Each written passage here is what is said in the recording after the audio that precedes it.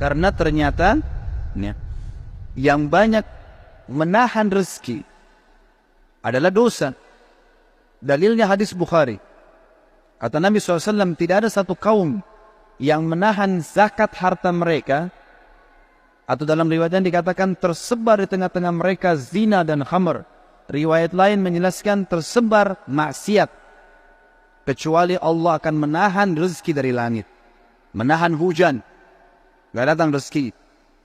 Jadi kalau teman-teman masuk satu proyek, ternyata tertahan, proyek itu sudah jelas halal, maka pastikan teman-teman sekalian, bahwasanya jelas ini karena dosa kita. Jangan pernah salahkan orang, salahkan diri sendiri. Tidak ada istilah dalam Islam teman-teman sekalian, rezeki kita diambil orang lain. Saya ulangi, tidak ada dalam Islam istilah rezeki kita diambil orang lain. Demi Allah nggak ada. Kalau ada di benak Anda saat ini, hilangkan itu. Pernah ada seorang pengusaha, masih muda, di Surabaya, waktu saya sudah jelaskan tema tentang kenalilah Tuhan, Bapak akan bahagia, masalah tauhid, pengenalan Allah. Dia datang kepada saya lalu dia mengatakan, Ustaz, saya sama teman-teman saya ini semuanya pengusaha. Ada 4-5 orang. Kami sama-sama masuk, semua punya perusahaan, sama-sama masuk ke satu proyek. 4 teman saya semuanya dapat, Ustaz. Saya sendiri nggak dapat. Dan kalau dilihat dari sisi ibadah, saya lebih baik daripada mereka. Karena saya hadir pengajian, mereka tidak. Saya tahu mereka. Saya sholat, mereka tidak sholat. Bagaimana memahami ini supaya saya tidak sangka buruk dengan Allah? Apa jawaban saya teman-teman sekalian? Satu kalimat. Belum rezeki Anda. Bukan rezeki Anda. Kalau sudah rezeki Anda sampai pasti. Nggak mungkin tidak. Nggak ada ceritanya orang lain ambil rezeki kita. Nggak mungkin. Mustahil. Gitu kan? Ibnu Qayyim rahimahullah teman-teman pernah melihat seekor ular buta di sebelah dia lagi jalan.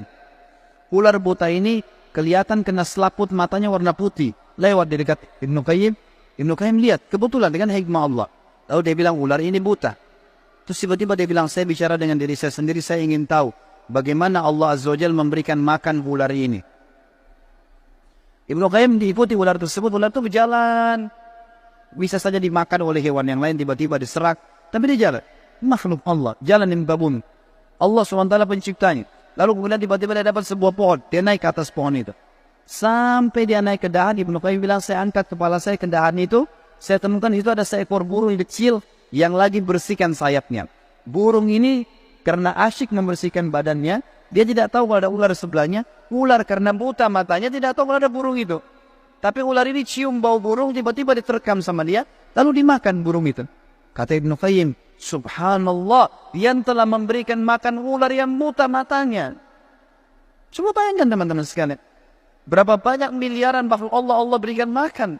Bagaimana bisa Anda mengeluh mengatakan tidak dikasih rezeki sama Allah? Tinggal bergerak. Seorang ulama yang lain pernah selesai kebun kurmanya dibersihkan. Dia capek sekali. Dia keluar dari kebunnya, dia lihat di depan kebun, di sebelah kebunnya ada sebuah sungai luas. Dia duduk di atas sungai itu. Di pinggir sungai itu maksud saya. Duduk di pinggir sungai. Lalu ada satu batang pohon di atas air lagi mengapung. Di atasnya ada burung bangau, kakinya patah, matanya buta. Di atas batang pohon. Orang ini bilang, saya ingin lihat bagaimana Allah Azza wa Jalla memberikan rezeki burung ini. Dari kejauhan tiba-tiba setelah beberapa saat ada burung elang datang.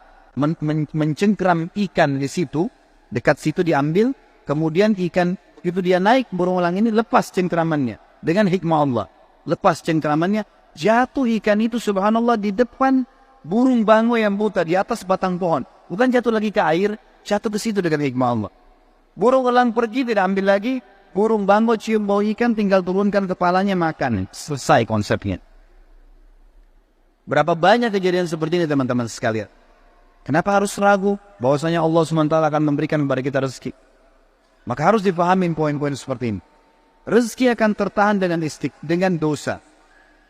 Maka kalau ada sesuatu yang masih tertahan dan kita sudah tahu konsep, pahami kalau itu mungkin bukan rezeki kita, tapi tidak ada masalah, kita hubungkan dengan bertaubat kepada Allah. Bisa saja mungkin karena ada dosa kita. Pastikan teman-teman, kalau ada seseorang berzina di malam harinya, besok akan banyak kendala-kendala di kantornya, di usahanya, atau dia berdusta, pasti ada masalah. Pasti. Tidak mungkin tidak. Saya yakin teman-teman mungkin punya pengalaman kalau dalam masalah seperti ini. Artinya kalau ada dosa pasti akan nyangkut tuh. Ada masalah. Kalau tidak terbuka, mengalir seperti air. Saya temukan ulama-ulama di Saudi, Masya Allah, hidupnya dari pagi sampai malam teman-teman sekalian, semuanya ibadah. Majelis ilmu, dari majelis ilmu ke majelis ilmu, dari masjid ke masjid. Gak pernah terputus rezekinya. Saya tahu guru saya Syekh Saleh Suhaimi, beliau pengajar di Masjid Nabawi, dan salah satu istri beliau dalam salah satu akhwat kita yang pernah ikut pengajian saya, kuliah di Unhas dari daerah Buton. Sekarang sama-sama beliau di Madinah. Sudah lebih dari 10 tahun, Masya Allah, rumah tangganya dan sudah punya 1 orang anak. Beliau ini buta matanya. Buta matanya, subhanallah. Tapi hafal 30 juz Al-Quran. Jadi ulama besar, banyak kitab-kitab yang dihafal oleh beliau. Termasuk orang kayanya Madinah. Banyak. Rumahnya di Madinah mewah sekali, besar. Gitu kan? Kemudian juga keturunannya banyak. Dia bernikah poligami sampai 4 istri. Buta matai. Saya pernah datangi rumahnya beliau. Kemudian beliau dari lantai 4 turun. Rumah sekarang sudah berubah, rumah yang lama. Beliau pernah ngontrak satu building besar, ada beberapa rumah. Itu beliau turun dari atas. Dengar saya datang, beliau turun. Tidak dipegang sama siapapun. Buta matanya turun sendiri dari tangga. Orang turun seperti bukan orang buta, subhanallah. Jalan kemana-mana di Indonesia, saya masukkan, dia bilang sama saya, Khalid, saya mau nginap di hotel, tapi hotel yang bagus. Saya sempat bertanya, dari mana Syekh bisa tahu ini hotel bagus atau enggak ya? Dia minta, saya mau hotel bintang 5. Saya punya kemampuan, saya mau bayar. Saya mau nikmatin. Baiklah. Saya carikan hotel bintang 5 di Jakarta, dapat. Waktu masuk hotel dia bilang, Khalid, pegang saya mau pegang ranjangnya. Demi Allah teman-teman, diraba sama dia ranjangnya. Lemarinya, baik, ini bagus. Dia bisa tahu, saya mau yang ini. Kemudian dibayar sama dia, dinikmatin gitu. Orang buta, subhanallah, bisa Allah bukakan banyak sekali. Tidak mungkin orang yang, saya yakin ini justru karena berkah ilmunya, berkah Al-Quran yang dia hafal, berkah sedekahnya luar biasa. Dia kalau berangkat teman-teman sama ulama-ulama yang lain datang ke Indonesia, adakan daurah pesantren kilat, pasti dia yang bayarin. Dia bayarin hotelnya, dia bayarin makannya, dia yang bersedekah. Dan saya lihat luar biasa rezeki Allah keluarkan gitu. Sampai saya untuk mau bayar kamar hotel dilarang sama dia. Sudah dibayar semua, Fadil. Bayar semua dari awal, sudah dibayar semuanya. Jadi saya melihat teman-teman sekalian, orang kalau justru jauh dari dosa-dosa, maka Allah Azza wa Jalla akan bukakan pintu rezeki. Imam-imam Masjid Haram dan banyak ulama-ulama yang lain, semuanya mereka mampu. Allah bukakan. Jadi jangan salah paham teman-teman sekalian. Orang-orang kafir yang sedang antum lihat, dan anda lihat terbuka rezekinya, jangan salah paham. Tidak ada di antara mereka yang murni lepas dari hutang. Coba telusurin deh. Mobilnya mewah, tapi hutang semuanya. Usahanya banyak, tapi hutang semuanya. Berkah dari mana ini? Bukankah pada saat meninggal kemudian disita oleh bank-bank, akhirnya terbengkalai keluarganya? Dan seterusnya. Banyak hal teman-teman sekalian. Oleh karena itu dekatkan diri dengan Allah. Perbanyak istighfar. Bertobat kepada Allah subhanahu wa ta'ala. Maka Allah akan bukakan. Jadi dosa itu seperti teman-teman penyumbat ya. Di saluran air ada penyumbatnya. Kalau kita istighfar, kita sedang menarik sumbatan itu. Airnya jadi lancar nanti. Hasan Basri pernah didatangi oleh 3 orang. Hasan Basri seorang ulama tabi'in yang tadi juga saya sudah sebutkan kisahnya di awal pertemuan kita. Beliau pernah kedatangan 3 orang. 3 orang ini minta nasihat. Karena selalu dia nasihatin orang. Hasan Basri terkenal kalau bicara teman-teman surga, neraka, kematian. Nasihatnya selalu berkisar di situ. Jadi orang merasa imannya bertambah. Ringkas cerita, datang 3 orang ke rumahnya, yang satu mengatakan, wahai imam, saya sudah lama menikah tidak punya anak. Saya sama istri saya, dibawa istrinya sama dia, sudah lama berobat, sudah 10 tahun menikah nggak punya anak. Dan sudah berobat sana sini sama tabib tidak sembuh-sembuh. Apa saran anda? Sudah ikhtiar. Kata Hasan Basri, perbanyak istighfar. Bukan baca ya, perbanyak istighfar. Orang ini pergi. Kemudian masuk orang kedua. Hai imam, saya sudah lama sakit. Di perut saya ada penyakit. Sakit, kalau sakit itu luar biasa. Sudah berobat sana sini nggak pernah sembuh. Sudah ikhtiar. Apa saran anda? Kata Hasan Basri, perbanyak istighfar. Lalu yang ketiga mengatakan, masuk orang yang ketiga, wahai imam, saya sudah lama bekerja keras. Tidak pernah kaya seperti fulan. Ditunjuk orang kaya di kampung itu. Maka saran anda apa? Dia bilang perbanyak istighfar. Perbanyak istighfar. Maka pada saat itu teman-teman sekalian, Waktu sudah pulang semua, istri Hasan Basri tanya, kenapa tadi 3 orang ini pulang semua? Ada beberapa athar menyebutkan murid-muridnya yang bertanya, gitu kan? Kenapa Anda cuma mengatakan istighfar? Kenapa Anda tidak pandu mereka? Mungkin yang satu butuh modal, yang satu butuh tabib, dokter, satu butuh obat mungkin. Kata dia, tidakkah kalian sudah dengar kalau mereka sudah ikhtiar, tinggal ada penghambatnya nih, dan penghambatnya adalah dosa-dosa mereka. Dan Allah sudah berfirman dalam surah Nuh, surah nomor 71, ayat 10-12. A'udzubillahi minasyaitonirrajim. Nabi Nuh berkata kepada kaumnya, "Faqultu astaghfiru rabbakum innahu kana ghaffara." Aku berkata kepada mereka, Nabi Nuh berkata kepada kaumnya, istighfarlah kalian, mohon ampunlah pada Tuhan kalian, karena Dia Maha Pengampun, Dia suka kalau kalian tobat tuh. Ayat 10, ayat 11-nya, yursilis sama alaikum midrara. Mereka atau pasti Allah akan turunkan dari langit hujan yang lebat. Dan kita tahu hujan adalah sumber kehidupan manusia. Makna terletnya, makna tadaburnya adalah, makna tafsirnya, Dia akan turunkan dari langit rezeki-rezeki yang midrar. Midrar itu bertubi-tubi. Ayat 12-nya, wa yumditkum bi amwalin wa banin wa yaj'al lakum jannatin wa yaj'al lakum anhara. Dan pasti Dia akan memperbanyak buat kalian. Yumdit, mat, ini artinya mendobelkan, melipat gandakan. Dan pasti Dia akan melipat gandakan, menambahkan buat kalian keturunan, harta-harta, amwal, dan keturunan. Serta Dia akan melebatkan kebun-kebun kalian dan akan memperbanyak sungai-sungai kalian, sumber air kalian. Imam Ahmad rahimahullah pernah didatangi teman-teman sekalian oleh seseorang. Maaf, Imam Ahmad pernah di akhir hidupnya, ini kalau teman-teman yang pernah dengar kisahnya, maaf saya ulangi, karena memang berhubungan dengan poin ini. Pernah Imam Ahmad rahimahullah, di akhir hidupnya dia tidak tahu kenapa dia harus mendatangi sebuah tempat. Lalu kemudian dia pergi ke sana. Setelah dia tiba di kota itu, tiba waktu maghrib, dia masuk ke sebuah masjid, lalu dia sholat maghrib. Habis maghrib beliau duduk rahimahullah dengan membaca Al-Quran. Imam Ahmad ini kalau nggak salah meninggal tahun 240-an. Tahu dari 4 imam madhab ya. Imam Ahmad rahimahullah masuk ke masjid, kemudian beliau duduk sholat. Maghrib duduk mengaji, sampai isya beliau sholat isya berjamaah. Karena tidak tahu kenapa datang ke kota itu, lalu kemudian beliau ingin istirahat. Habis sholat ba'diyah isya, orang-orang semua pada bubar, Imam Ahmad ke sudut masjid, lalu dia baring. Marbot masjidnya datang, tanya, wahai imam, wahai syekh. Syekh ini dalam bahasa Arab bisa berarti orang tua, orang kaya, atau orang pintar. Ya, bisa 3 artinya. Kebetulan Imam Ahmad dipanggil syekh di sini maksudnya adalah orang tua. Hai syekh, hai orang tua gitu. Ya. Kenapa Anda di sini? Kata Imam Ahmad, saya mau istirahat, saya mau musafir, nggak ada kenalan. Kata dia, tidak bisa di masjid. Anda harus keluar dari masjid. Lalu kemudian disuruh keluar. Kata Imam Ahmad, saya didorong-dorong dari masjid, keluar dari masjid. Begitu keluar dari masjid, marbot masjid kunci masjid, kemudian Imam Ahmad dia sudah pergi, Imam Ahmad baring di teras masjid. Marbotnya kembali lagi. Lalu mengatakan, wahai syekh, ngapain di sini? Dia bilang seperti saya bilang, saya musafir, saya butuh istirahat. Ya. Kata marbotnya, nggak bisa. Ini masjid, peraturan nggak boleh duduk di sini. Lalu kemudian didorong-dorong Imam Ahmad sampai di jalanan. Di sebelah masjid ada satu orang penjual roti. Penjual roti ini lihat kejadian tersebut, lalu dia mengatakan, hai syekh, dipanggil Imam Ahmad, orang tua gitu ya, kesinilah, ada tempat saya. Datanglah dia, Imam Ahmad, lalu Imam Ahmad berkata, orang itu berkata, ini tempat saya usaha jual roti. Di belakang saya jual roti ini ada kamar saya biasa istirahat. Rumah saya tidak jauh dari sini, Anda boleh istirahat. Besok pagi Anda boleh pergi. Dia bilang baik, jazakallah khair. Imam Ahmad duduk. Imam Ahmad ini karena zaman dulu nggak ada foto, orang nggak tahu wajahnya, orang cuma kenal nama. Nggak kita sekarang bisa lihat fotonya, bisa tahu orangnya gitu.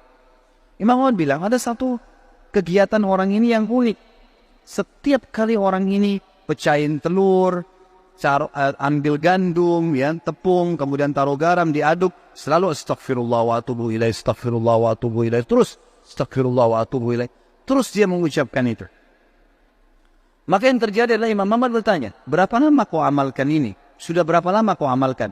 Kebetulan Imam Ahmad ini di akhir hidupnya ya, sudah sangat tua. orang ini juga seumur Imam Ahmad. Dia bilang, sudah lama dari saya masih muda. Kata Imam Ahmad, apa hasilnya istighfarmu ini? Dia bilang, semua yang saya minta sama Allah dikabulkan. Apa saja. Belum pernah saya minta sama Allah nggak dikabulkan. Tinggal satu yang sudah bertahun-tahun saya minta belum Allah kasih. Kata Imam Ahmad, apa itu? Dia bilang, saya minta agar dipertemukan dengan Imam Ahmad. Maka Imam Ahmad bertakbir mengatakan, Allahu Akbar. Karena istighfarmu inilah, ya, Allah subhanahu wa ta'ala mengutus saya datang ke kotamu ini dan saya tidak tahu kenapa saya datang. Karena istighfarmu lah, marbot masjid melarang saya tidur di masjid dan saya didorong-dorong. Istighfarmu lah yang membuat kau menawarkan saya untuk datang dan nginap di tempatmu. Saya Ahmad bin Hanbal. Allah Azza wa Jal datangkan Imam Ahmad ke rumahnya karena istighfarnya. Ini luar biasa. Kisah seorang ibu yang berada di wilayah Kashmir. Kisah belum lama terjadi. Ibu ini rupanya punya, kalau saya tidak salah, cucu atau ada anaknya perempuan kena penyakit tulang, sakit. Ibu ini selalu berdoa kepada Allah SWT sambil beristighfar karena dia sudah bawa ke dokter di sekitar rumah situ, di sekitar kampungnya tidak ada, gitu kan? Tidak ada yang bisa tanganin. Mereka cuma bilang ada satu dokter, ya, yang mampu menangani ini, tapi di India. Dia di India dan dokter itu Muslim, ahli spesialis tulang. Cuma dia yang bisa. Ibu ini tahu dia tidak punya kemampuan uang beli tiket pesawat atau kendaraan, mau bayar dokter tidak mungkin. Maka ibu ini memperbanyak doa dan istighfar. Selalu istighfar kepada Allah. Ya Allah, kalau ada dosa maafkanlah, sembuhkan anak ini. Ya Allah, pertemukan sama dokter itu, mudahkan supaya anak saya ini berobat. Ringkas cerita, dokter yang tadi jadi target ini keluar dari India. Ada acara, dia naik pesawat melewati wilayah Kashmir tadi. Tiba-tiba pilotnya bilang, pesawat ini badai, lagi hujan deras, tidak bisa pesawat lanjut nih, harus turun di wilayah itu. Turunlah pesawat itu. Begitu turun, tiba di bandara, kata dokternya, saya harus seminar, saya harus hadiri. Berapa jauh dari sini? Orang itu bilang target Anda sekitar 4 jam dari sini. Kata dokter, baik, saya mau sewa mobil. Ya, masih bisa keburu, gitu kan, masih sekitar 6-5 jam lagi acaranya, 5-6 jam lagi. Begitu dia sewa mobil, jalan sedikit dari bandara, ternyata ya, hujan makin keras. Kata supirnya, nggak bisa kita jalan. Kalau jalan ini paksa ini bisa kita dihancurin oleh badai. Kata dokternya, baiklah kita istirahat. Mampir di pinggir, mampir ke sebuah rumah. Rumah itu rumah tua, rumah kayu. Lalu tabibnya ini, dokter ini naik ke rumah itu, berteduh, ketuk-ketuk, ucapin salam, dijawab waalaikumsalam, keluarlah seorang ibu. Lalu kemudian dokter ini bilang, maaf, kami ini musafir, hujan lebat, bisa berteduh di sini? Kata ibunya, silahkan. Lalu ibunya itu mengambilkan minuman, dihidangkan minuman. Waktu sementara duduk di ruang tamu, anak perempuan si ibu ini lagi nangis-nangis kesakitan tulangnya. Ini ibu yang tadi sakit tulang. Ini dokter yang jadi target. Sampai di rumahnya. Lalu kemudian dia berkata, tabib ini, kenapa ya anaknya ibu? Dia bilang sakit tulang. Kenapa kok sakit? Kenapa nggak dibawa ke dokter? Sudah. Tapi kata dokter semua tidak bisa sembuh. Dan dokter yang bisa tangani cuma seorang dokter di India namanya Fulan. Disebutkan namanya dokter ini. Dokternya tiba-tiba nangis lalu berkata, segala puji bagi Allah subhanallah yang telah mendatangkan saya ke rumah ibu. Saya ini dokter yang ibu sedang targetkan. Allah datangkan dokter itu ke rumahnya justru karena istighfar. Karena doanya kepada Allah SWT. Tidak pakai biaya, malah dokter itu biayai gratis dan datang ke rumahnya. Seperti itu, dan banyak ribuan kisah begini teman-teman sekalian yang berhubungan dengan istighfar.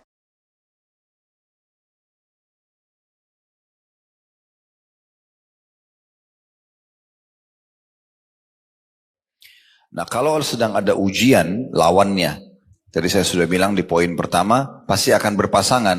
Ada nikmat, ada ujian. Nah, kalau ujian, solusi terbaiknya adalah sabar. Nggak ada yang lain. Kalau Bapak Ibu cari cara yang lain, tidak akan ketemu. Karena memang yang mengajarkan kepada kita solusi ini dan yang menciptakan permasalahan itu adalah Allah Subhanahu wa Ta'ala. Maka Allah sudah ajarkan kita panduannya, yaitu sabar. Dan sudah kita jelaskan di pertemuan kita yang terakhir, itu tentang definisi sabar. Seperti apa sebenarnya sabar itu? Supaya kita faham, dan ini solusi terbaik. Jadi kalau ibu misalnya dan bapak sekalian bangun tidur pagi hari, tiba-tiba kita sudah flu, demam, berarti ujian sedang ada. Solusi terbaik langsung fahami 5 huruf itu sabar. Ya, bagaimana sabar? Terima keputusan Allah itu. Itu sabar. Terima keputusan Allah. Oh, Allah lagi uji saya. Gitu. Jadi jangan menggerutu, jangan menyalahkan siapapun. Itu namanya sabar. Terima, oh Allah lagi uji saya. Sebagaimana dulu Allah kasih saya nikmat, sekarang Allah kasih ujian. Terima. Karena kalau ibu dan bapak protes apa yang sedang terjadi, kok saya bisa flu, kok saya bisa demam, kok begini dan begitu, seakan-akan kita tidak terima keputusan Allah. Gitu kan? Maka kita terima keputusan Allah subhanahu wa ta'ala itu dengan lapang dada dan meyakini dan menenangkan hati kita, ya, tentunya dengan memahami keutamaan sabar. Bentar lagi nanti kita akan lihat bagaimana Allah menggambarkan dalam banyak ayat Al-Quran tentang masalah sabar, agar kita terus mengejar keutamaannya. Bukankah firman Allah subhanahu wa ta'ala yang berbunyi, ini salah satu contoh, nanti akan kita lebih dalam membahas ayat-ayat Al-Quran, innama yuwaffas sabiruna ajrahum bighairi hisab. Orang yang sabar itu, kata Allah, akan mendapatkan balasannya nanti tanpa ada hitungan lagi. Mungkin ibu dan bapak sabar dengan sakit 3 hari demam. Bisa saja Allah ganti dengan setahun sehat, 2 tahun sehat. Tidak ada balasan Allah itu. Ya, misalnya kita sabar dengan 1 kali lapar, berarti nanti dikasih 1 kali makan. Tidak seperti itu. Tapi balasannya tanpa ada lagi hisapnya. Itu kita selalu renung-renungi, oh ternyata keutamaan sabar itu banyak ya yang saya bisa dapatkan. Ya. Dalam buku ini juga akan dirincikan insya Allah. Ya, masalah keutamaan-keutamaan sabar itu apa saja yang kita dapatkan. Itu contohnya. Jadi kita renungi begitu. Kemudian ikhtiar, mencari jalan keluarnya. Jadi saya ulangi lagi, kalau sedang datang ujian, apa saja gangguan orang utang gak bayar, kita digibah, digunjing, difitnah, diganggu, ya. Teman-teman kita sekarang di Palestina lagi dijajah wilayahnya, apa saja, ya. Baik dari orang terdekat kita, kadang-kadang ada gangguan datang, ujian datang di pasangan hidup kita. Dari pasangan hidup, kadang-kadang dari ipar, kadang-kadang dari mertua, kadang-kadang dari anak sendiri, ya. Ada orang yang dibuat stres dengan anaknya sendiri, misalnya ujian dari Allah SWT. Gimana caranya? Sabar. Terima dulu, Allah sedang menguji saya dengan ini, tapi ikuti dengan poin setelahnya. Ikhtiar mencari jalan keluar. Nah, ikhtiar ini berdoa, kemudian coba cari inti permasalahannya apa, lalu didiskusikan, bermusyawarah, konsultasi sama pakarnya. Nah, itu namanya sabar. Dan tidak masuk dalam sabar kalau Bapak Ibu pilih setengahnya saja. Kayak misalnya udah deh Allah uji saya sama penyakit, udah saya nggak usah berobat. Nah itu bukan sabar namanya. Karena ibu cuma mengambil setengahnya.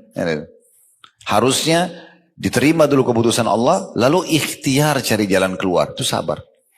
Kita utangin orang, dia nggak bayar. Bukan berarti ya sudahlah dia nggak mau bayar, saya nggak usah nagih. Nagih, nggak apa-apa. Tagih lagi, ingatkan lagi. Gak ada masalah. Dia belum bayar, gak apa-apa. Terima sebagai keputusan Allah. Berarti kita tagih lagi. Ya, seperti itulah. Berapa tahun pun dia tidak bayar, gak ada masalah.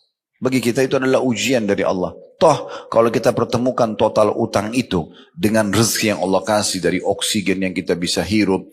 Tiap hari kita makan, minum, umur masih dikasih. Mungkin pasangan hidup ada, anak-anak ada. Sebenarnya jauh lebih besar daripada ujian yang sedang datang.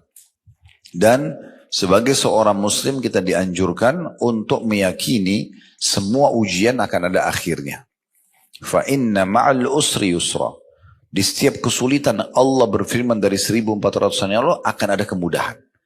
Coba Bapak Ibu renungi deh dalam hidupnya selama ini apa yang pernah dilalui dari ujian. Dan lihat waktu pertama, ingat waktu pertama kita ditimpa, kita merasa seperti sudah tidak ada jalan keluarnya. Mentok di situ.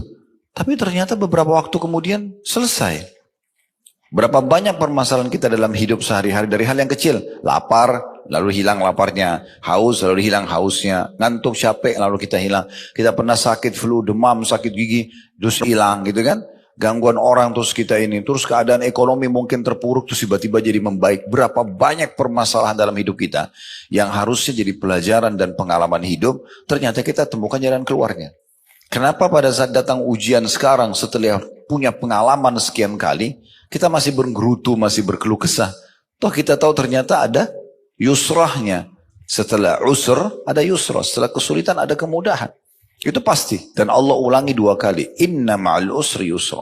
Pasti di setiap ujian ada kemudahan. Tinggal siapa yang beruntung karena pada saat ujian sedang datang dia terima sebagai putusan Allah sehingga dia mudah melaluinya dan akhirnya maksimal meraih pahala. Karena ibu dan bapak sekarang kalau sedang diuji sama Allah, misalnya kita bangun tidur tadi tiba-tiba flu, kita mau ngoceh bagaimanapun tetap harus dilalui. Mau nggak mau, kan gitu. Jadi nggak ada manfaatnya kita gerutu itu nggak ada manfaatnya, nggak memberikan apa-apa buat kita, gitu kan. Makanya Umar bin Khattab saya ingatkan kembali berkata statement yang menarik sekali. Beliau mengatakan orang diuji itu melalui atau ada dua jenis orang yang diuji. Yang pertama yang sukses, yang kedua gagal. Yang sukses ini adalah orang yang bisa menerima keputusan Allah itu. Maka dia akan dapat pahala karena dia tahu ini Allah melihat dia, Allah mengetahui ujian tersebut. Maka dia dapat pahala. Yang kedua dia mudah melaluinya. Karena dia tahu ini ujian, dia lalui saja. Dia nikmati prosesnya. Dan juga dia akan temukan jalan keluarnya. Ini yang sukses. Yang kedua gerutu, nggak bisa nerima. Kenapa ini, kenapa itu, semua orang disalahkan. Dia tidak kembali kepada akidah, keyakinan sebagai seorang muslim. Dan Allah sudah datangkan ujian. Yang ada di depan kita ini cuma penyebab saja. Maka dia akan dapat dosa karena dia pungkiri takdirnya Allah. Dia sulit melaluinya. Karena dalam proses melaluinya semuanya ngeluhkan kenapa. Gitu. Kalau diuji setahun terus dia gerutu. Dan dia tidak akan menemukan jalan keluarnya. Jadi nggak ada pilihan memang kita kalau ada ujian. Ini solusi yang terbaik. Nah ini yang sedang kita bahas tentunya. Dan kita sudah titik beratkan pada pertemuan kita yang lalu tentang definisi sabar dari halaman 7 sampai halaman 12 ya. Itu yang saya reviewkan kembali supaya kita ingat ya. Sekarang kita masuk di halaman 13 tentang sabar dalam Al-Quran Al-Karim. Al-Quran adalah kitabullah, kitabnya Allah yang turun sebagai petunjuk bagi manusia. Hudan linnas. Ya. Dan juga bayinatin minal huda, penjelasan terhadap semua yang dibutuhkan untuk mendapatkan petunjuk atau menjadi petunjuk dalam kehidupan. Maka dijelaskan sabar dalam Al-Quran Karim. Berapa banyak ayat-ayat Al-Quran yang menyinggung masalah sabar. Agar kita jadikan sebagai perangkat hidup kita. Ya. Saya bacakan, penulis mengatakan Allah subhanahu wa ta'ala telah memerintahkan Nabi-Nya Muhammad SAW untuk bersabar dalam banyak ayat di dalam kitab sucinya. Yang mulia. Ya, kitab suci yang mulia. Jadi dimulai perkataan yang menarik sini ya. Bukan penulis bilang Allah memerintahkan dalam Al-Quran orang-orang beriman bersabar. Tidak, langsung Allah memerintahkan Nabi-Nya Muhammad SAW untuk bersabar. Kalau Nabi Muhammad aja disuruh bersabar, apalagi kita umatnya. Kita akan ikut dengan beliau gitu ya. Syekh Islam Ibn Taimiyah rahimahullah berkata, ini salah satu ulama bernama Ibn Taimiyah berkata, Allah subhanahu wa ta'ala menyebutkan kata tanda kutip sabar dalam kitab sucinya lebih daripada 90 tempat.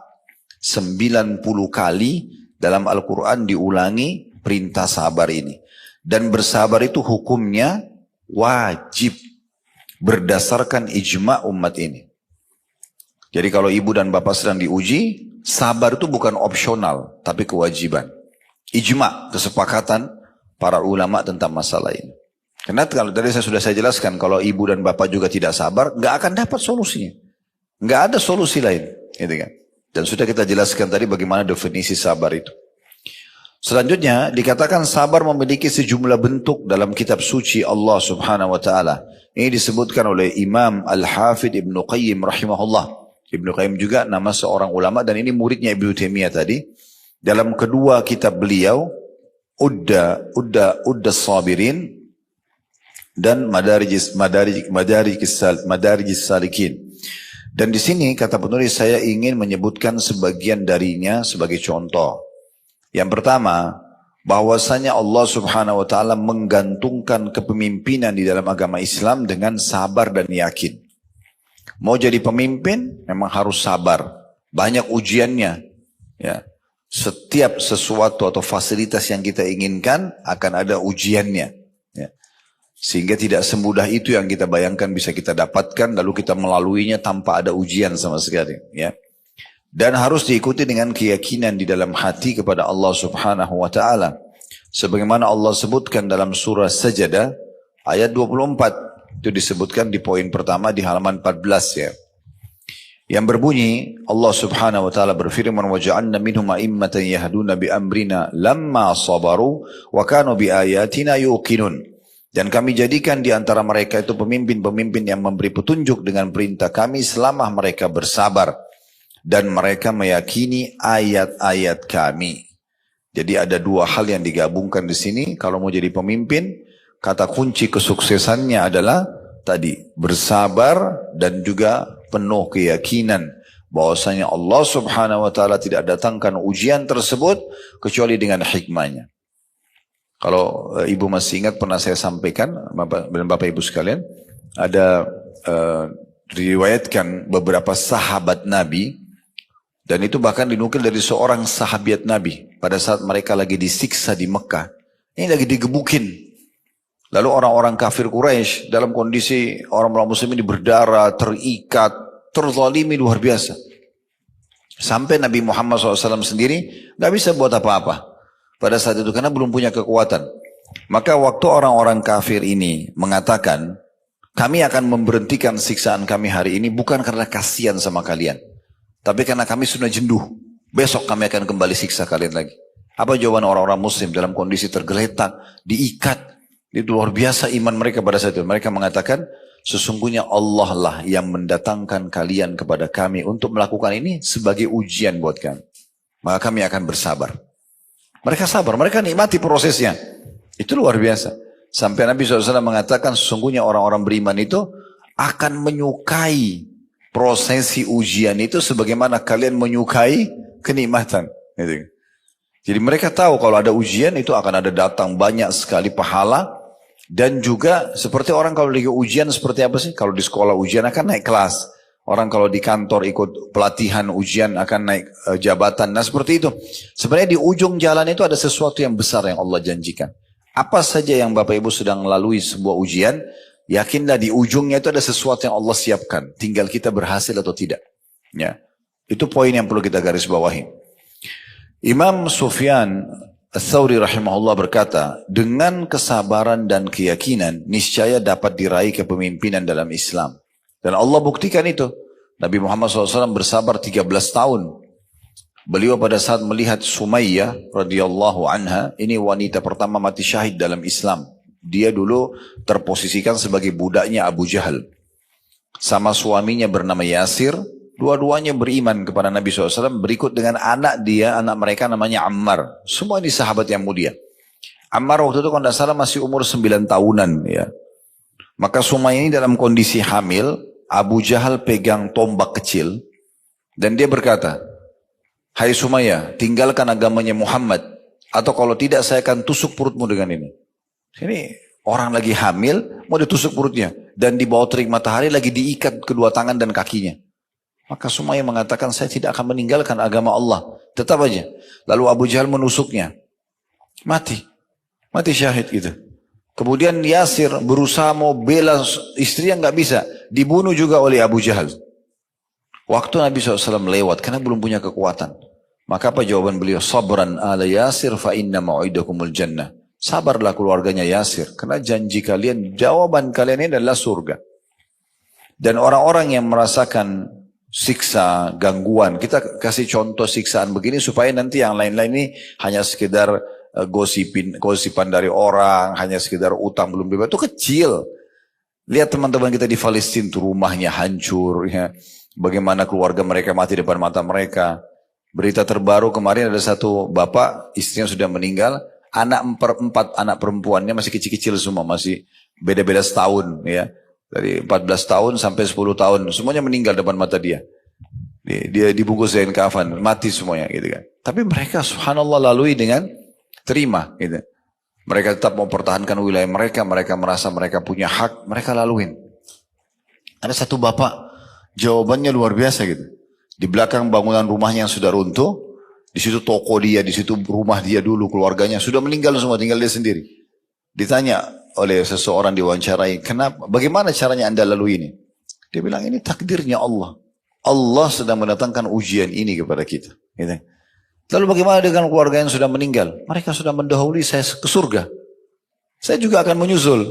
Bagaimana dengan harta kalian? Harta anda yang sudah hancur semua ini. Rumah hancur, toko-toko hancur. Dan di Gaza sudah nggak bisa mau hidup apa. Gaza itu sekarang sudah divonis kota nggak layak huni udah. Nggak ada apa-apa, hancur semuanya. Gitu kan. Tapi dia mengatakan, bukankah Allah sudah menjanjikan rezeki buat hambanya? Tidak mungkin orang meninggal sampai semua rezekinya diberikan. Maka saya tahu rezeki saya akan datang. Tidak mungkin luput, gitu kan. Dan saya akan terus melalui kehidupan ini sampai ajal datang. Jadi orang yang sudah faham itu beda. Orang yang sudah faham, dia beda, dia bisa melaluinya. Karena sekali lagi kalau ujian sedang datang, kita nggak punya opsi lain. Karena kalau kita bangun sakit, atau kita lagi di jalan tiba-tiba ban mobilnya pecah, atau apalah ya, gangguan tiba-tiba datang, itu kita tidak punya opsi lain. Kecuali tadi kita menerima sebagai keputusan Allah, kemudian kita ikhtiar, kita cari jalan keluar. Ingat, menagih utang, melaporkan ke pihak keamanan, itu masuk dalam sabar ya. Sebagai bentuk ikhtiar kita. Ya, seperti itulah. Kemudian yang kedua, Allah subhanahu wa ta'ala menjelaskan bahwasanya sabar bersama takwa termasuk di antara sebab-sebab kemenangan dan keteguhan. Kalau tadi di poin pertama, sabar dengan keyakinan. Yakin Allah tidak datangkan ujian ini kecuali dia tahu ujian ini memang bisa saya lalui gitu kan. Maka seperti juga tanda kutip ya, panggilan dari Allah untuk ayo lebih dekat diri kepada saya akan kasih kamu jalan keluar gitu ya. Karena kita kalau lagi diuji Bapak Ibu sekalian, kita lebih mudah menangis. Lebih mudah untuk mau khusyuk dalam sholat gitu kan. Oh lebih luar biasa dalam doanya. Mungkin kalau kita lagi sehat-sehat saja tidak bisa kita berdoa seperti itu. Sedahsyat kita kalau sedang ada ujian gitu ya. Jadi Allah sedang tarik kita untuk dekatkan diri kepada dia.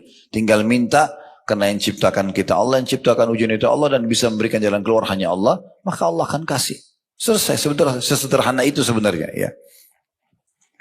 Dan di poin kedua ini adalah digabungkan antara sabar dan ketakwaan. Maksudnya, kalau justru datang ujian, selain kita jadikan sabar, terima sebagai keputusan Allah dan ikhtiar cari jalan keluar, itu supaya ibu dan bapak bisa segera mendapatkan jalan keluarnya, solusi terbaiknya, bertakwa. Artinya justru di saat-saat genting itu lebih dekat kepada Allah, lebih patuh kepada Allah. Ya, bukan justru kita makin melanggar ya. Harusnya kita lebih dekatkan diri kepada Allah Subhanahu wa taala. Sebagaimana Allah berfirman dalam surah Al-Imran ayat 120, "Wa in tasbiru wa tattaqu la yadurrukum kaiduhum syai'a." Jika kalian bersabar dan bertakwa, takwa artinya patuh, mengerjakan apa yang Allah perintahkan, meninggalkan apa yang Allah larang, niscaya tipu daya mereka sedikit pun tidak mendatangkan kemudaratan kepada kalian. Jadi apa yang orang niat buruk kepada Bapak Ibu tidak akan berhasil gitu ya. Selama kita menggabungkan dua hal ini. Kita terima sebagai ujian Allah. Lalu kita menjaga, jadikan momentum itu justru makin dekat kepada Allah. Saya pernah kasih contoh ini supaya mudah difahami. Kalau Bapak Ibu lagi mau ngajukan sesuatu di perusahaan misalnya. Supaya dinaikkan gajinya contoh. Atau jabatannya. Dan kita sudah ngajukan ke dirut kita.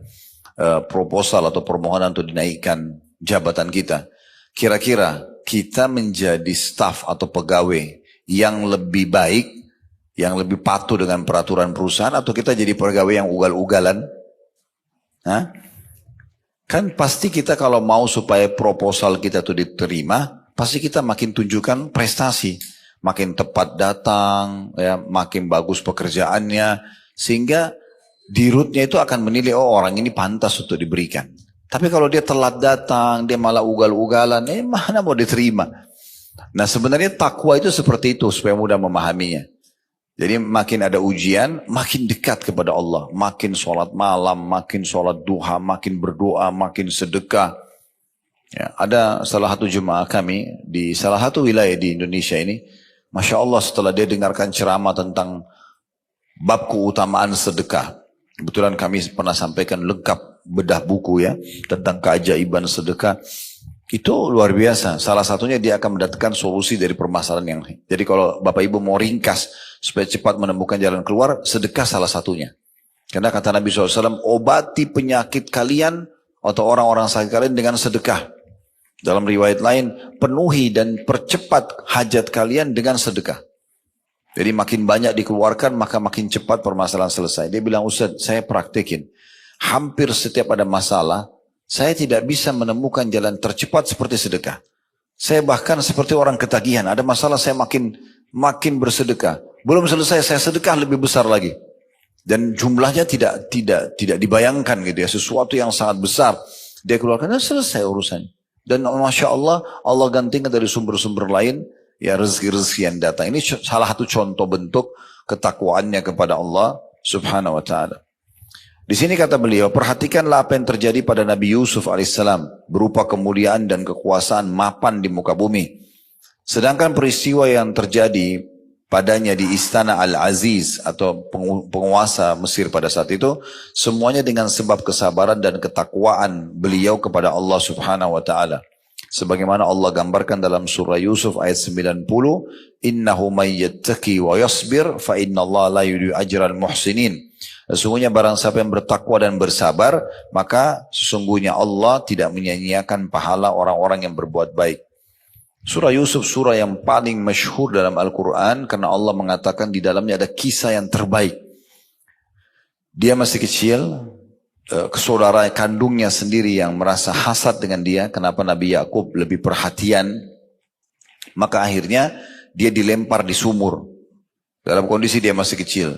Dan dia terima itu sebagai sebuah keputusan. Nabi Yusuf tahu ini adalah ujian. Maka dia pun bersabar. Dengan dia bersabar sambil berdoa kepada Allah SWT, tidak berlalu berapa lama tiba-tiba ada satu kafilah lewat, lalu menurunkan timba atau wadah. Mereka kira ada air, ternyata berat, waktu diangkat ada anak kecil. Dan di masa itu ada pasar perbudakan. Kelirunya kafilah ini bukan mereka cari tahu di mana keluarganya dikembalikan, enggak. Tapi mereka lebih berpikir ke uang, gitu kan. Maka mereka segera ambil, dibawa ke pasar perbudakan di Mesir. Waktu itu mereka adanya di wilayah Palestina, ya. Lumayan jaraknya pada saat itu lumayan jauh. Kalau sekarang sih dekat karena Palestina sama Mesir berbatasan saja. Maka mereka pun segera bawa ke Mesir, dijual di pasar budak, buru-buru supaya laku. Sebelum datang keluarganya anak ini yang cari tahu. Mereka tidak tahu sebenarnya Allah punya satu ya strategi di situ untuk menyelamatkan Nabi Yusuf. Karena kalaupun dikembalikan kepada Nabi Yakub di masa itu, tetap saudaranya hasad sama dia. Maka Allah selamatkan, dibawa ke pasar di Mesir karena anaknya tampan, kelihatan anak yang terjaga, terawat anak ini. Di pasar budak, biasanya budak itu tidak terawat segala macam. Maka ada satu orang yang terhormat di Mesir membeli dia. Dibeli kemudian dipajak tinggal di dalam istana Raja Mesir. Ini luar biasa gitu. Allah selamatkan. Dan kebetulan waktu itu dia sama istrinya nggak punya anak.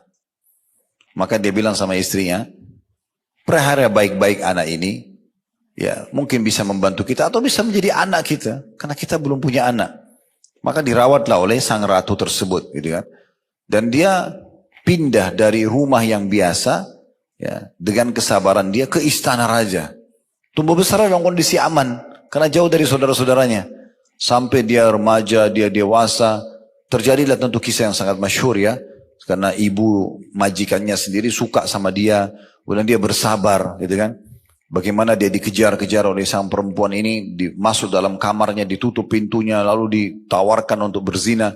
Dia berusaha lari. Menghindari wanita ini. Sampai wanita itu menarik bajunya dari belakang. Sehingga sobek baju tersebut. Begitu tiba di pintu. Dan dibuka ternyata suaminya datang. Lalu dia dengan gampangnya mengatakan, apa balasannya bagi orang yang mau mengganggu istrimu? Lalu si raja ini bingung mau pecahkan bagaimana permasalahannya. Lalu Nabi Yusuf mengatakan, bukan saya, dia yang menawarkan dirinya. Saya tidak pernah mengganggu seperti ini. Nah, untung si raja ini bijak. Dia pun memanggil orang yang bijaksana di istana itu, suruh bagaimana menghakimi keadaan ini. Maka dikatakan kalau dilihat saja bajunya Yusuf. Kalau baju Yusuf sobek dari depan, berarti betul dia mau mengganggu. Perempuan itu mau menyelamatkan diri. Tapi kalau bajunya sobek dari belakang, berarti betul dia yang dikejar. Tapi dia lari, ternyata ditemukan memang baju Yusuf sobek dari belakang. Maka sang raja mengatakan, sesungguhnya ini tipu daya kalian. Beristighfarlah, wahai para wanita, istighfarlah kepada Allah. Gitu kan? Kemudian Nabi Yusuf pun ya suruh pergi tetap dengan kondisi dan di kamar dia di istana itu, tapi karena ya istri raja ini tetap menginginkan dia, Dan tersebar berita di saat itu di satu Mesir kalau ternyata dia disukai oleh si ratu ini, menyukai anak angkatnya sendiri. Baru mereka mulai bicara lah para perempuan ini, sepertinya ada masalah ini secara kejiwaan nih. Kenapa bisa ratu suka dengan anaknya sendiri? Karena waktu itu belum ada foto, belum ada kamera, orang tidak tahu Nabi Yusuf ini seperti apa. Karena si ratu ini ingin menunjukkan kalau ini bukan salah saya loh. Yusuf ini terlalu tampan gitu. Maka bisa menggoda. Akhirnya dia undang semuanya, istri-istri pejabat pada saat itu di istananya, kemudian disiapin buah sama pisau. Lalu setelah mereka duduk semuanya menunggu hidangan, Yusuf disuruh keluar. Lewat aja depan ibu-ibu tersebut, mereka karena tampannya sampai potong tangannya sendiri. Ya. Tentu mungkin tidak masuk di akal kita kalau sekarang. Tapi perlu Bapak Ibu tahu memang Nabi SAW mengatakan sungguhnya Yusuf diberikan setengah ketampanan dunia. Jadi semua laki-laki digabung di muka bumi ini, yang tampan-tampan saja ditaruh di satu sisi, Yusuf sebelahnya, Yusuf tetap lebih tampan gitu. Ini luar biasa. Kita tidak bisa bayangkan sampai para ibu-ibu itu mengatakan ini malaikat ini. Ini bukan manusia. Entah gimana sudah tampannya beliau. Dan Nabi Muhammad SAW sendiri mengatakan waktu bertemu dengan Yusuf di kejadian Isra dan Mi'raj, sungguh memang betul dia diberikan setengah ketampanan dunia. Ya. Kemudian mereka mengatakan, oh ini malaikat bukan manusia. Ratu itu menimpal, itu tujuan dia. Inilah yang membuat saya tergoda. Kalian ngomong seenaknya aja, belum lihat orangnya gitu. Terus kemudian dia bilang lagi di saat itu di depan orang-orang, kalau dia tidak mau kerjakan apa yang saya perintahkan, maksudnya berzina, saya akan penjara dia. Ya, Yusuf mengatakan, penjara lebih saya sukai. Maka di penjara akhirnya Nabi Yusuf AS. Intinya gitu, di penjara, sekian tahun di penjara, dengan hikmah Allah SWT dia sabar. Ujian lagi datang. Ujian yang pertama tadi, dilempar oleh saudaranya di sumur, ya, kemudian dia lalui. Allah pindahkan ke istana. Di istana diuji lagi sama Allah SWT. Ratunya suka sama dia. Ini ujian keimanan. Dia tetap bersabar. Gak mau terjerumus dalam dosa. Sampai dalam sebuah riwayat dikatakan waktu istri raja itu mengejar Nabi Yusuf. Di ujung kamarnya dia ada patung yang mereka kultus di saat itu. Lalu si ratu ini ambil patung, ditutup patung itu sama kain. Kata Nabi Yusuf, subhanallah, engkau malu sama patung ini, tidak malu sama Allah gitu ya. Digituin sama dia. Yang jelas pada saat itu ujian datang. Allah tetap dia bersabar, tetap dia beribadah di penjarahnya. Akhirnya Allah SWT muliakan. Rajanya mimpi melihat, ya mimpi ada sapi sehat, memakan sapi yang kurus ya. Dan beberapa macam jenis mimpinya pada saat itu. Lalu ditanya pada para pemusyawarah penasihat, tidak ada yang bisa. Lalu mereka isyaratkan kepada Yusuf, karena sebelumnya ada dua orang yang datang ke penjara menanyakan tentang takwil mimpi. Nabi Yusuf terkenal sebagai orang soleh di penjara dan bisa menakwilkan mimpi.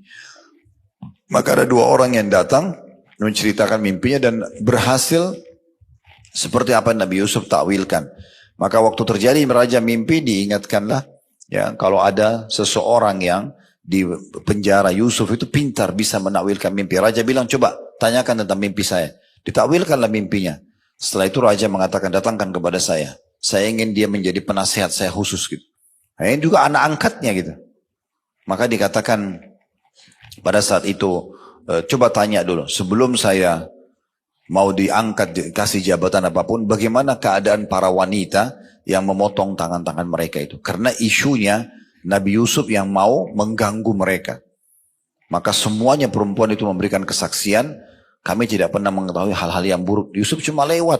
Dia tidak potong tangan kami, dia tidak apa. Kami yang salah sendiri.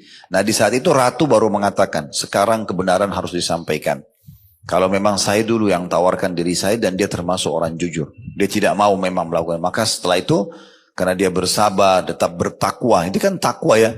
Dia tetap jaga kontrol dirinya walaupun dia dimasuk penjara. Walaupun ada karena kalau di secara akal-akal saya, kalau dia iyakan si ratu kemarin, hidupnya enak. Udah dia bisa biologis walaupun haram zina. Kemudian juga dia bisa dapat tinggal di istana. Pasti perempuan ratu itu akan bela dia. Tapi dia tinggalkan karena itu haram. Itu namanya bertakwa. Mengerjakan perintah, meninggalkan larangan.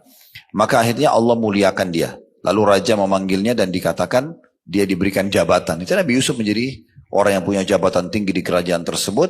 Sampai akhirnya beliau wafat di istana itu tentunya. Nah ini Contoh saja bagaimana penyatuan antara ketakwaan dengan kesabarannya.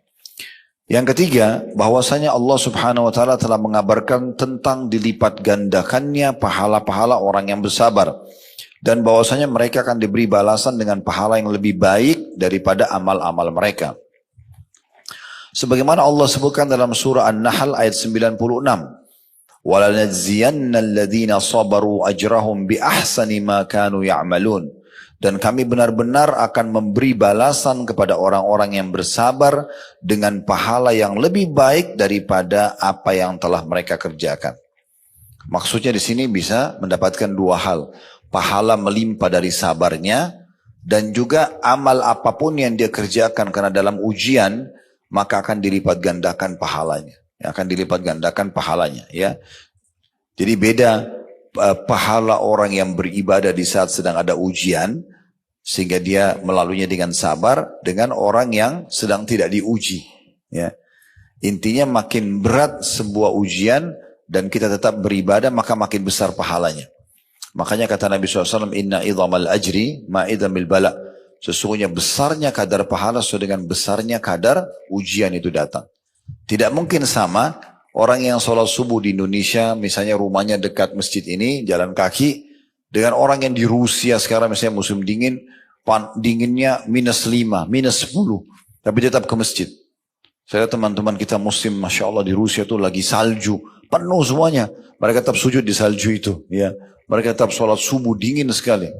Itu beda pahalanya, karena ujiannya lebih berat gitu ya.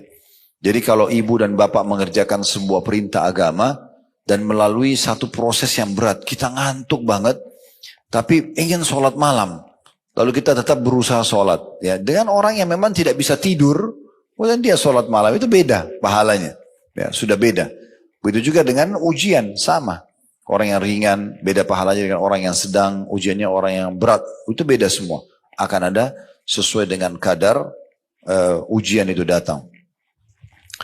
Kemudian yang keempat, Allah Subhanahu wa taala menjadikan sabar termasuk urusan yang wajib ditekadkan, yang seharusnya bagi setiap muslim laki-laki maupun perempuan bersandar kepadanya dan berusaha untuknya. Kita selalu menggunakan sabar sebagai perangkat kita. Sebagaimana dalam surah Asy-Syura ayat 43 Allah SWT berfirman, "Walaman sabara wa ghafara inna dzalika lamin azmil umur." Tetapi barang siapa yang bersabar dan memaafkan, sungguhnya yang demikian itu termasuk urusan yang wajib dibulatkan tekadnya untuk dilakukan. Jadi kalau misalnya ibu punya dua opsi ya bagi orang yang berbuat zalim kepada kita.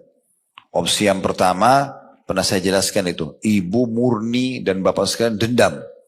Ada orang gosipin kita, ada orang fitnah kita, ada orang ambil hak kita, udah kita dendam. Ya Allah butain matanya, misal, pincangin kakinya, apalah.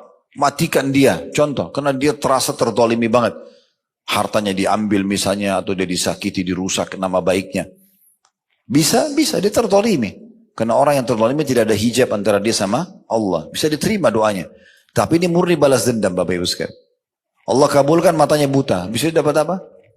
Gak ada. Cuma dendam saja. Bolehkah? Boleh. Karena dia terzalimi, haknya dia. Gitu kan? Tetapi ada opsi yang lebih baik. Ibu dan bapak doakan agar dapat hidayah. Supaya dia dapat hidayah, dia tahu kesalahannya, dan kemudian Allah ubah dia dari sifat buruk itu menjadi sifat yang baik misalnya. Kalaupun dia utang, supaya dia bayar utangnya nih. Dia tersentuh secara keimanan, kita tidak tahu bagaimana cara Allah. Mungkin kebetulan dia hadir di masjid dekat rumahnya, lalu dia dengar ceramah, lalu dia tersentuh, dia merasa ya dia harus kembalikan hak kita misalnya. Dan setelah itu dia dapat petunjuk, dia bisa menjadi orang yang saleh atau salihah, maka kita panen pahalanya. Itu juga lebih baik dibandingkan kita hanya sekedar dendam saja. Nah, seperti itu yang dimaksud di sini. Barang siapa yang bersabar dan memaafkan, maka sungguhnya itulah yang harus menjadi sebuah tekad yang dipertahankan atau dilakukan, kata Allah SWT. Yang kelima, Allah SWT menggantungkan keberuntungan pada sabar. Tidak ada orang sabar yang rugi, tidak ada. Jadi jangan pikir, saya kalau sabar saya rugi. Enggak rugi. Justru untung. Ya. Kalau orang sabar itu untung. Sekarang ada orang caci maki Bapak Ibu sekalian. Caci maki. Bapak Ibu enggak layani. Sebenarnya kita beruntung itu. Kita jadi enggak emosi. Kita jadi enggak dapat dosa. Malah dia dapat dosa, kita dapat pahala. Karena kita coba bersabar gitu kan. Itu berbeda. Karena selama kita tidak membalas seseorang yang menyerang kita, maka kita akan terus panen pahala. Baik dari dia, dari pahala-pahala dia akan diberikan kepada kita, atau memang Allah SWT akan berikan kita catatan pahala tambahan di buku amal kita. Allah SWT memastikan bahwasanya keberuntungan, kemenangan pasti didapatkan dengan kesabaran. Dalam surah Al-Imran ayat 200, Ya ayyuhalladzina amanu isbiru wasabiru warabitu wattaqullaha la'allakum tuflihun. Ini ayat terakhir dalam surah Al-Imran, karena Al-Imran surah nomor 3 itu 200 ayat. Nah ini ayat ke-200-nya. Wahai orang-orang yang beriman, bersabarlah kalian. Terus Allah bilang lagi apa? Dan kuatkan kesabaran kalian. Jangan cuma sabar sekali. Jangan cuma sabar sehari. Atau sabar di awal saja, pertengahan lalu kendor. Tidak, kuatkan sabar itu sampai selesai permasalahannya. Dan tetaplah bersiap siaga di perbatasan negeri kalian dan bertakwalah kepada Allah supaya kalian beruntung. Mana beruntung? Diberikan kemenangan. Ya. Yang keenam, Allah SWT memuji hamba-hambanya karena bersabar. Sebagaimana dia memuji Nabi Ayyub alaihissalam. Artinya dipuji di sini Allah menjadikan atau memberikan balasan maksimal kepada dia, solusi maksimal bagi dia, gitu kan?